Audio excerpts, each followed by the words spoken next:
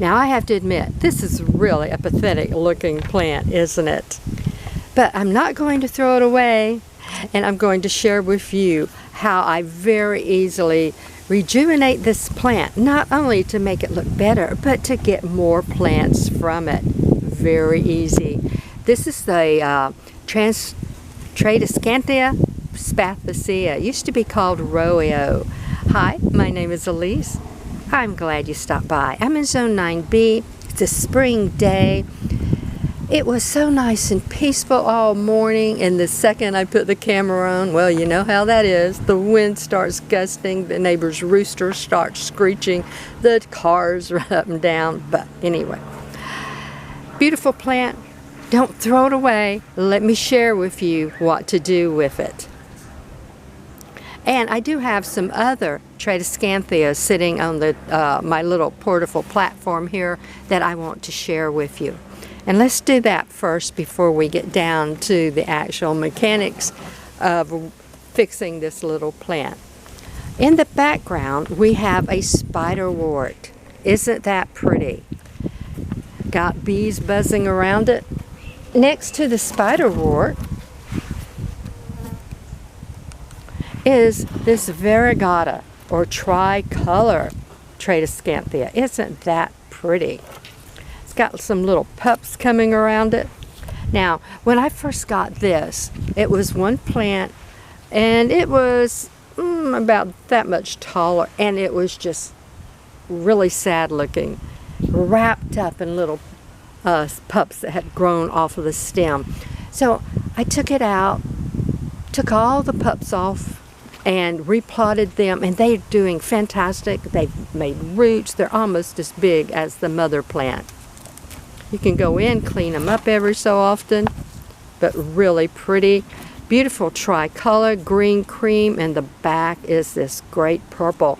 And that purple, or shades of purple, seems to be a theme with quite a few of the Tricolors. Let me show you this beauty over here.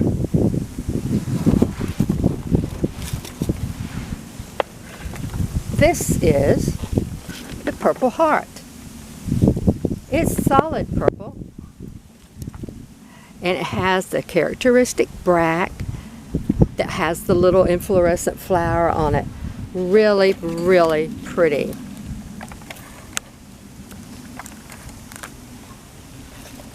Makes great hanging baskets. Look at that. And look at that. Oh, I really think I'm going to have to repot this today. And it is going into a hanging basket. Really pretty, especially if you like this deep dark purple. And we can't forget this little one. This is the Sabrina Wandering Jew Tricolor. And I just put it in some water to water root it. The little piece had broke off. So about 70 varieties. Lots to choose from. Easy to grow. They are tropical.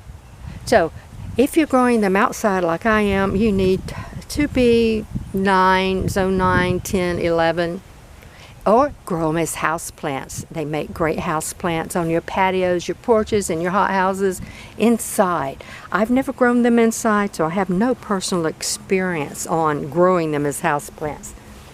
They make great container plants, great ground cover. Use them as borders, put them in containers with other flowers. It's a wonderful plant to have. Moses in the basket, Moses in the cradle, boat lily, oyster plant, and many other common names. Again, tropical. So, I'm going to clean this up. Now, some folks will say, just throw it away. It's not worth the effort. But this is really a pretty plant. It rejuvenates extremely easy. They grow on rhizomes. So first, I'm just going to take it out of the pot.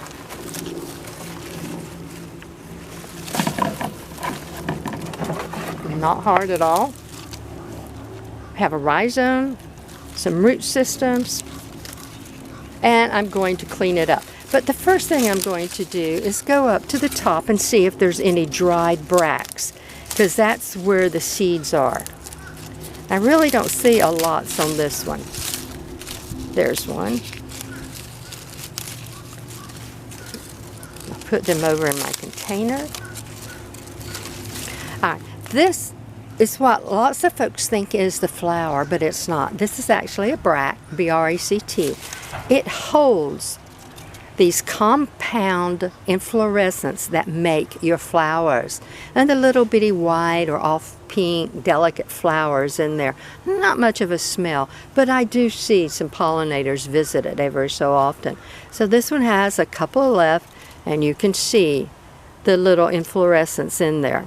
And that's where your seeds are. So if you're going to collect seeds, let those get really brown and dry and then save them. And then just dump them up, upside down, and kind of squash out the insides. And if there's any seeds, they'll come out. Now, if you're growing these as a house plant, you might not get seeds. All right, so the first thing we're going to do is clean this up some. Now this foliage you can put in your compost pile. You can throw up under trees to use as chop and drop. Up to you. Give it to the rooster next door. There, I was trying to save that bract. There's another bract, and they might go ahead and fall off. But there's 4 left on there. The stem is still green underneath all that debris. All right, move the camera down just a little bit. So I have it cleaned off. Already looks a lot better, doesn't it? Nice long stem, look at that. And the leaves themselves connect directly to the stem. So what I'm going to do is come down to where it starts curving, and I'm just going to cut it. That's it. No rooting hormone, nothing like that. And I'm just going to put it in a pot with some soft, well-draining, all-purpose potting mix. That's it. I'll come back, backfill this some more. Already looks much better. I mean, looks super now compared to what it did look like. And I will give it a light solution of Epsom salts, about a tablespoon per gallon. Epsom salts is high in magnesium, and it's going to help this plant get over the stress of being cut and transplanted. So this is going to make a really pretty little plant. And these might go ahead and fall off premature, but that's okay. I will backfill that, put some more soil in it. Now, we have this. And down here at the rhizome and all the roots, I'm going to come up several sections and cut it. That's it. This I'm going to just go ahead and put back in that same pot. Snug it in. I'll come back and backfill it and make sure all these bottom roots are covered up. Now, this is something that's optional. I do it sometimes, sometimes I don't. I will let this top cure for a couple of hours because I don't know if the camera's picking it up, but it's very moist and glistening. So I will let it cure for a little bit, and then I'm going to come back and wipe it with just a little aloe vera gel, and that helps stop it from picking up diseases and stuff like that. You don't have to do that though. All right, and I still have this section. Now, I could cut this in half and try, or I can just cut a little bit more off, which is, I think, what I'm going, well, I don't know. I'll go ahead and cut it in half. It's not going to hurt to try. Just make sure you put the correct end up. Sometimes these will go ahead and live, and sometimes they won't. So that's neat. Out of this one, right now, I have the potential for 4 plants out of that one really sad looking plant. Again, top fill it with soil, put a little light Epsom salt solution on it, and both of these pots will go into dappled indirect light, not full sun. And there are lots of varieties in this genre that likes a little more sun and some don't. So you just have to play around with your plants to see what works for you. Okay. Now, for all those folks out there who are saying, oh, that's not going to work, let me show you. It does work. This is about 2 months old, almost to the day, and I did it in the winter. Albeit our winter isn't that bad. We got down to 27, 28. They overwintered outside, and you can see it's got a little damage from the weather and the winter and stress and strain. But look at this one. This was the stem. And it is just full of babies and growth. Some of the growth is coming directly off the stem. Some of the babies are coming up under the bottom from the rhizome. I counted 7 in here. So there's potential for 7 new plants in here. Isn't that neat? And more can come. So yes, folks, it does work. It definitely works. New growth coming here. Looks really pretty. Now I can come in here and cut these 2 long ones off since they have some winter and insect damage. And all the new growth can go. All the energy can go directly to that new growth. Can't cut and talk at the same time. Isn't that neat? I do have labels in them, because I wanted to make sure I remembered the date that I actually did it. And it's almost to the exact 2-month period. A few days, about a week over the 2-month period. But it does work. Works very, very well. All these can be taken out and potted up by themselves. You can see the top sealed up. Stem is still green. So there's an opportunity for this stem to put out even more. All right. How neat. How easy. Don't throw away plants just because they don't particularly look as pretty as they did in the beginning. You might be able to rejuvenate them with just a little TLC.